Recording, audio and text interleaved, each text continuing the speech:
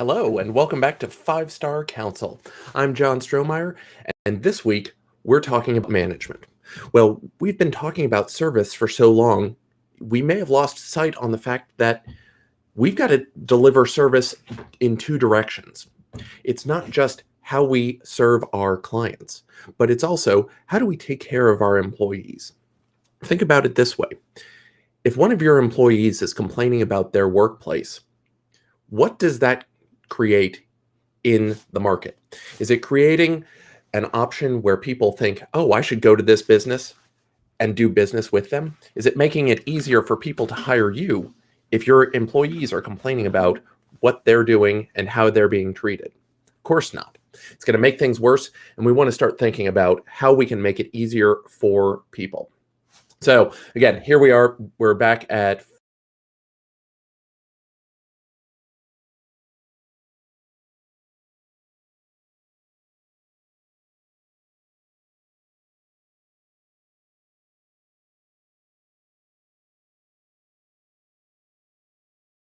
we're going to be talking about management.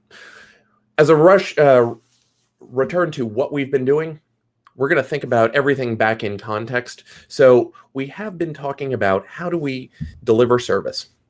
Service is how easily our business delivers. It's not about the red herring products that clients haven't asked for. So if we're giving clients swag, if we're sending them Starbucks gift cards, if we're offering a customized drink menu as a lawyer, if we're offering a customized omelet menu or delivering services that they haven't asked for, but we're trying to provide them with some higher level experience, that's a red herring product. Clients don't come to us for that. Clients come to lawyers for our technical services to help them solve a problem. We're here to solve those problems. We're not here to act as some sort of outsourced procurement agent for things they didn't ask for. Ultimately, we're going to be thinking about this in a holistic manner. We're going to put together two things, not only our high technical services, but we're also going to put together how we run that business and how we can have these high touch service experiences so that our clients get the best of both service automation, AI, whatever that looks like in your practice area, but also the high touch human services. Why? If you don't have that human element, if you just fully automate everything, clients can tell. If you think about Amazon, their job is not to deliver, they're not a products company as we've thought about it. They're not a service company either. They're a logistics company, and they'll tell you that.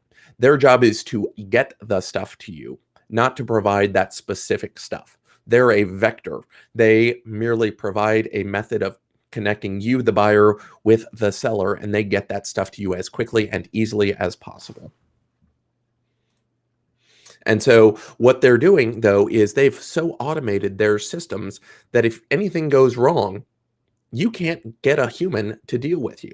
It's not a problem most of the time, but the moment you need to get a human in there to solve your problem, if you don't fit within the automation, then it's very hard. They've taken a lot of slack out of their system. As lawyers, we're, in one sense, very similar to Amazon. We're here to deliver that technical service. Amazon is the logistics company. We're the technical service provider to solve a problem. In some ways, we're the same, but ultimately, our clients are here with human problems, and so we need to have more slack in the system. We're not going to squeeze every bit of efficiency out of everything. It doesn't mean we don't want that efficiency, but we're going to have to meld the two of automation for simplicity and repeatability and consistency. But we also need to make sure that we're taking care of the humans who are our clients. So way back, we started off with a business sells a product and a client's going to receive some sort of experience. Well, we know the business does three different things in a very broad sense. There's the marketing work where we're having one-way conversations explaining to our potential clients who they are so that they can see how they fit in, the problems that we solve so that they know if we can help them, and explaining how we're going to help them, like showing what we can do to help resolve those pain points. The sales process is the second thing that a business does. That sales process is how we capitalize. We take the interest generated by the marketing folks and we turn those into actual clients. That's a two-way conversation. And then finally, we're delivering on that product. All three of these things are delivering an experience to that client. And all of that, everything that the client receives from a business, whether they hire us or not, that's part of the experience. But not everything that goes into that experience ends up being part of the experience. And that's one of the differences between service and experience. How are we putting things together so that clients will receive something?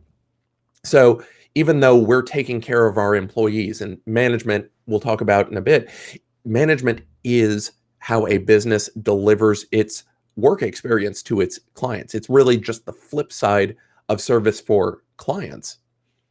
That goes into how the experience, or it goes into delivering the experience, but the clients ultimately aren't going to care about that. Likewise, the client doesn't care how you run payroll, or even if you run payroll at all. If you're able to have a firm of people who work for minimum wage and still get the job done, it doesn't make any difference to the client directly. If it doesn't change the product or the price, the clients really won't care. And that's what we want to kind of draw that distinction. So within that business product, when we're delivering that product, we've talked about the three different components. The physical component, where it's anything that a client receives from us that they can pick up and touch and move, any sort of object. Lawyers are going to focus on their technical component. We're going to be primarily a technical component business. Why? Clients come to us for the knowledge we have, both the congealed knowledge, the knowledge of how to do things in the courtroom, and finally, our expertise, our ability to forecast and plan and accommodate what's happening.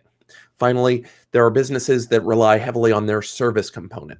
And this is how they're delivering, that business focuses how they deliver their physical and technical component. This is where Disney and Four Seasons and other companies rely. They're focused on how do you spend your time well. If you had a free Saturday, which business would you go to first? You'd be thinking about going to a service-focused business. Why? You want to enjoy your time with that business. You wouldn't think about necessarily going to a technical component business. Why? First, technical component businesses exist to solve a problem. Lawyers are here to file a lawsuit, defend a lawsuit, get you out of jail, get you into or out of a marriage, or even, adopt a child. We're going to solve some problem. That's what the lawyers are here to do. Amazon, like we talked about before, Amazon is here to solve the problem of there's a warehouse that has a thing that you want. How do you get that thing to your house? Amazon is there to move the needle on that problem. You wouldn't say, I've got a free Saturday. I'm going to go spend my day at the lawyer's office. There's no rational reason anybody would ever hire you as a law firm for your service delivery.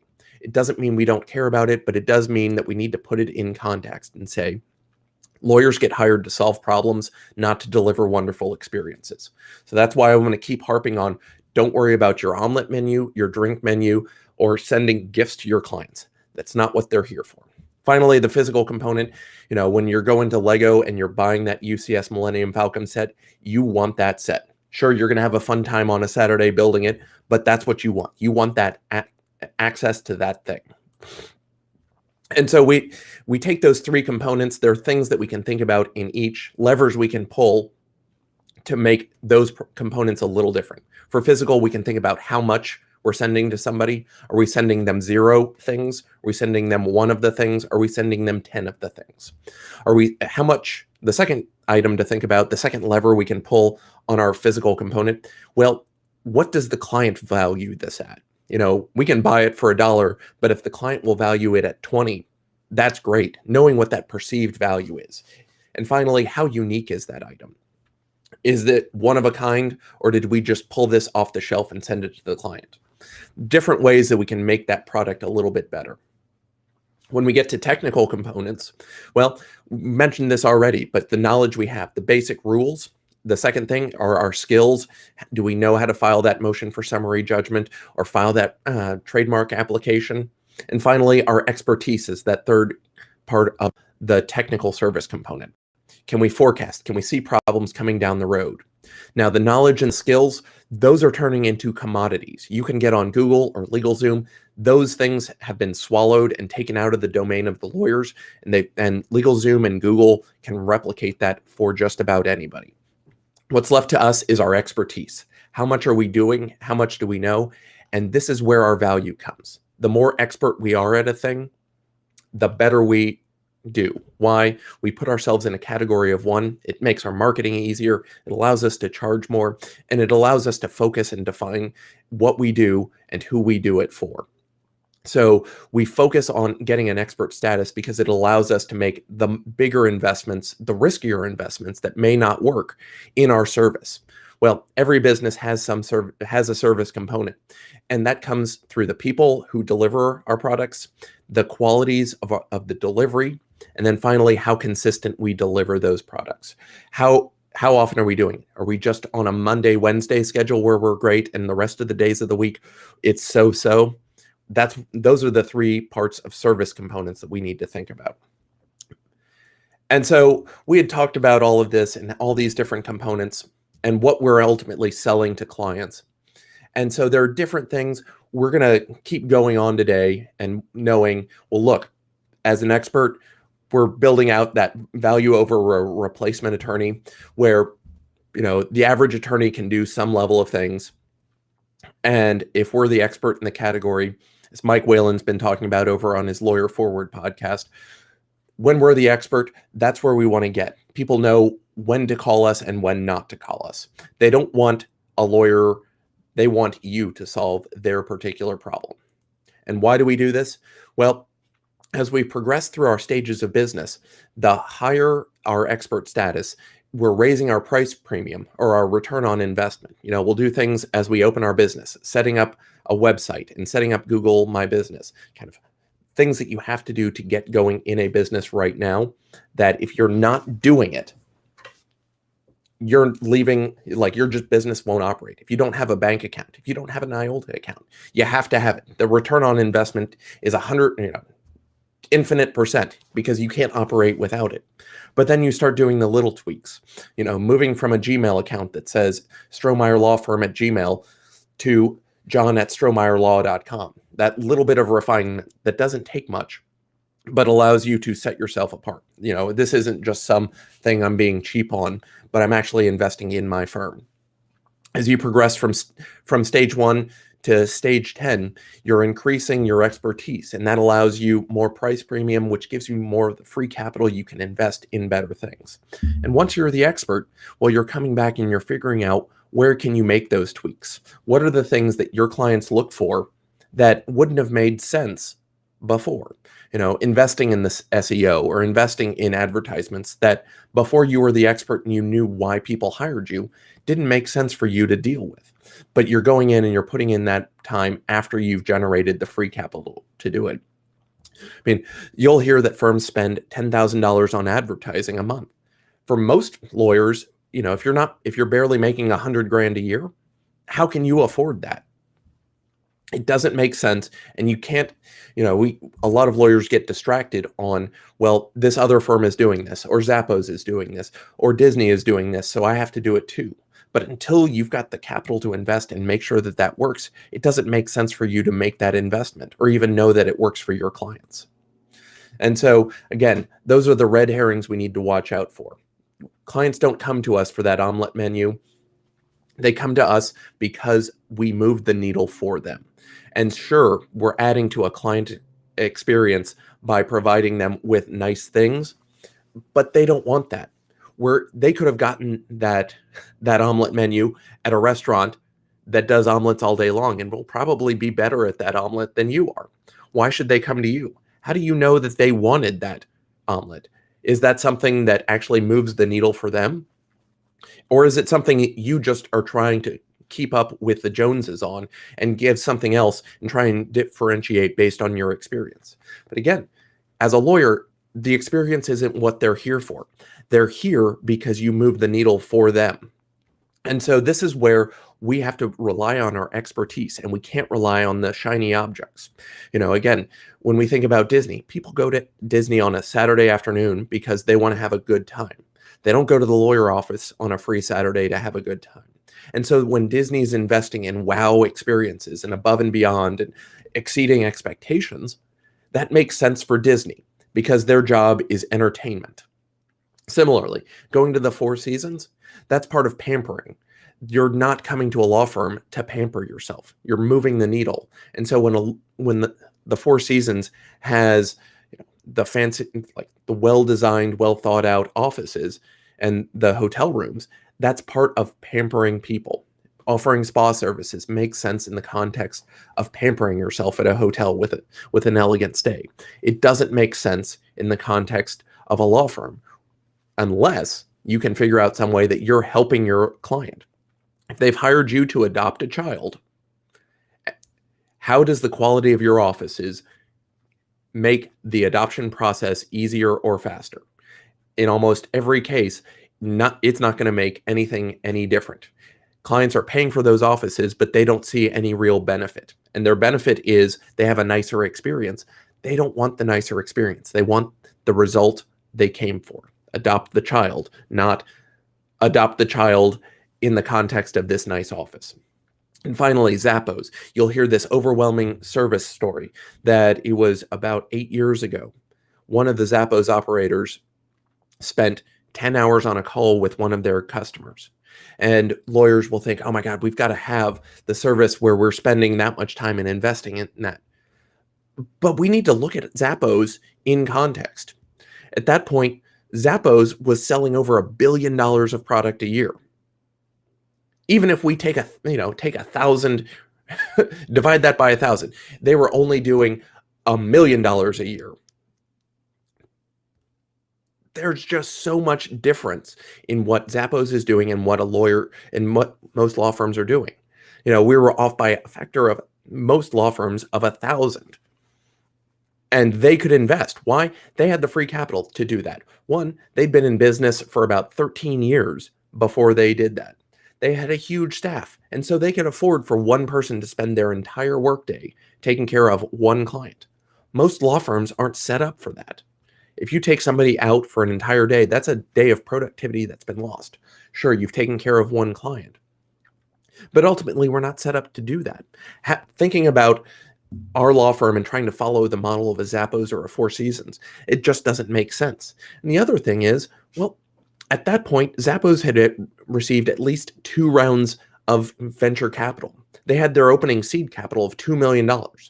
Law firms aren't seeded with $2 million. Tony Hsieh had the funds from his first exit where he'd made his first exit was worth over $265 million. He had the free capital to invest in that sort of experience.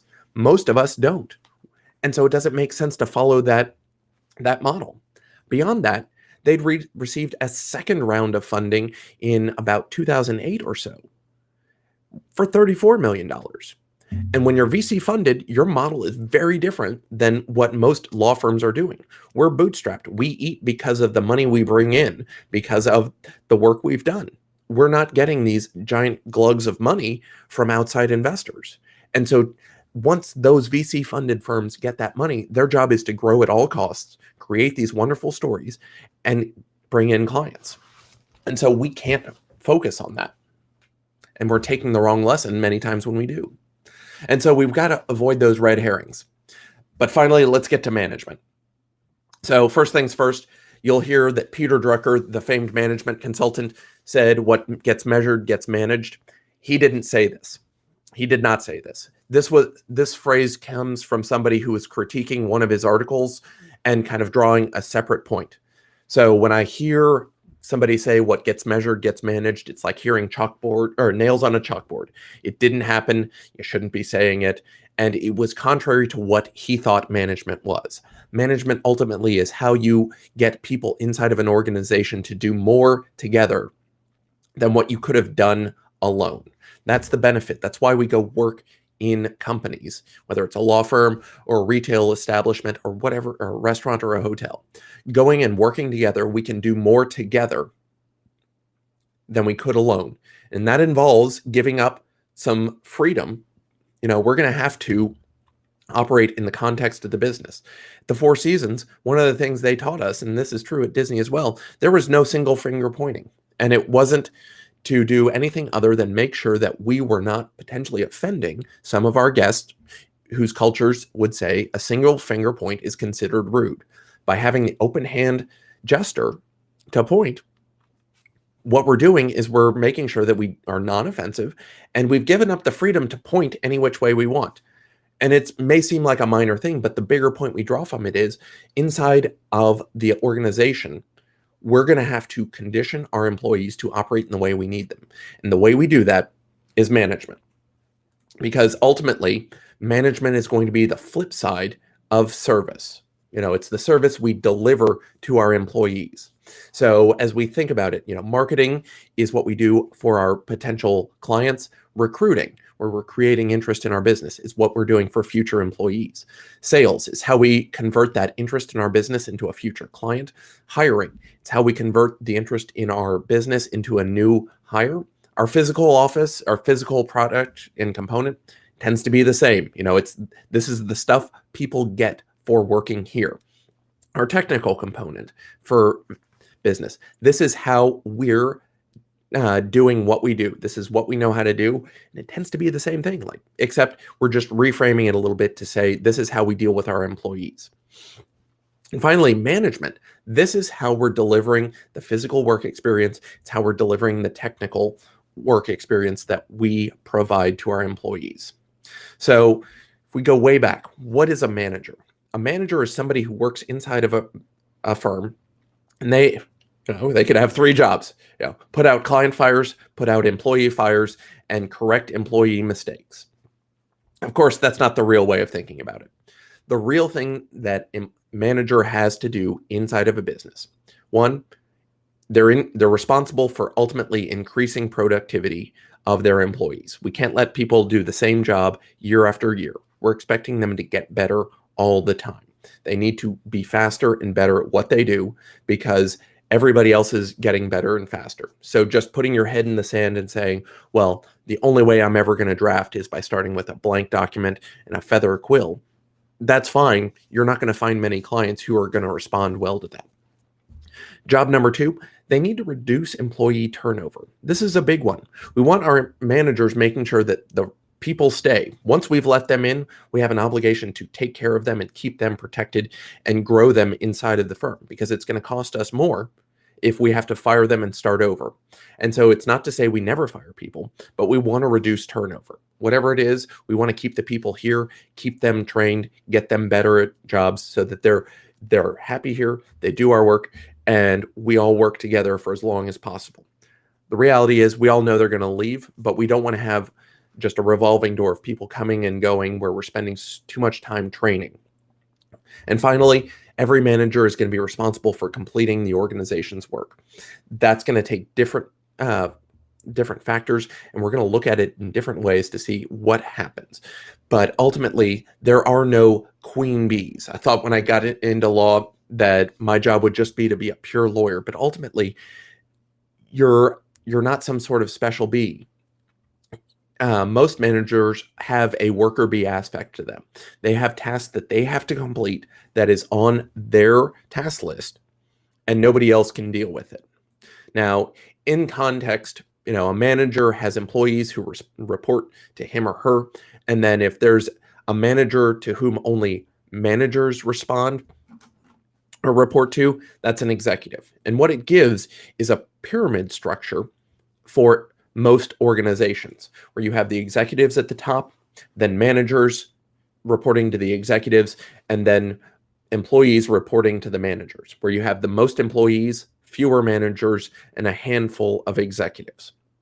The problem is that in a law firm, we don't have this clear line. We may have more partners than associates. We may have more associates than partners. We could have the same number of paralegals and staff. And ultimately, we don't know what the lines are because everybody works for everybody. And on any given project, you could report to one partner, you could report to the paralegal, you could have the staff person who's splitting time, and nobody knows who they're supposed to go to for any one thing. And so when we think about management, What are we thinking about? We're thinking about how we're delivering things to our employees. And what we should be thinking about is, first and foremost, we've got to develop the relationship between the manager and that direct report. And so part of this for law firms will be hard of, well, I don't necessarily have just one person reporting to me. I could split my time between one or the other, maybe 3 or 4 different partners. But whatever that is, you've got to develop the relationship between those people, and that takes time. But you have, the way to do it is not just, here's this work, please do it and hand it back. It's setting aside time so that you and that direct report, if you're the associate or the partner, spending time with your employees in the context of work to build your interpersonal relationship. I do this with my employees where we're spending time generally once a week for about half an hour to talk through not only what they want to talk about, but also after they've had a chance to work, giving me a chance to bring up certain things. What this means is they all know they're going to have time directed with me to figure things out. I'll also have focus time to work with them on specific tasks that come up. And this allows us to stop the number of fires because they know, look, I'm going to get to talk to John on Monday morning, Tuesday afternoon, or Wednesday afternoon, and we're going to have that focused time. I can wait until then. I don't have to walk in the middle of another meeting because that time's been set off. Every week, we're going to have that time to work together, and we can talk about whatever we need to make sure things get done. Second thing, making sure that as a manager, you're providing regular, both positive and negative feedback. It's very easy to rain on somebody when they've made a mistake. Lawyers love thinking about, well, here's the negative feedback. Let me tell them exactly what they got wrong, just good and hard. The problem is people will remember that 4 times as easily as the good things you've said. And too many firms will be happy to say, if nothing's going wrong, then I'm not going to say anything. So you're doing a great job if I don't say anything. The problem is we're a bunch of risk-averse pessimists as a profession. And what we get is not only that pessimism, but also the imposter syndrome, that somebody's going to tap us on the shoulder and say, we found you, you're going to need to get the hell out because we can't have you here anymore. And it may be possible to say, well, look, John, imposter syndrome is out there, but it only affects phonies like you and really smart people. And that's the point. It's going to hit most of us. Our job is to take care of our people. We want to make sure that they are getting the positive feedback so they know when they're doing things right, because it's so much easier to tell them to keep doing what they're doing or to stop something earlier and not wait for some once a year annual review where it feels like you've sprung things on them. How many times have you had a review where somebody points something out that happened 9 months ago and didn't bother to tell you it was a problem? Instead, they saved it up. It felt like it was just unleashed on you. You could have corrected it right then and there, but now it feels like it's just an attack. So we want to be providing this as soon as it happens. Next, developing each of your direct reports' abilities. You want them to get better. Again, increasing their productivity means giving them more things to do. Figuring out where are they going. Here we are at the end of 2020.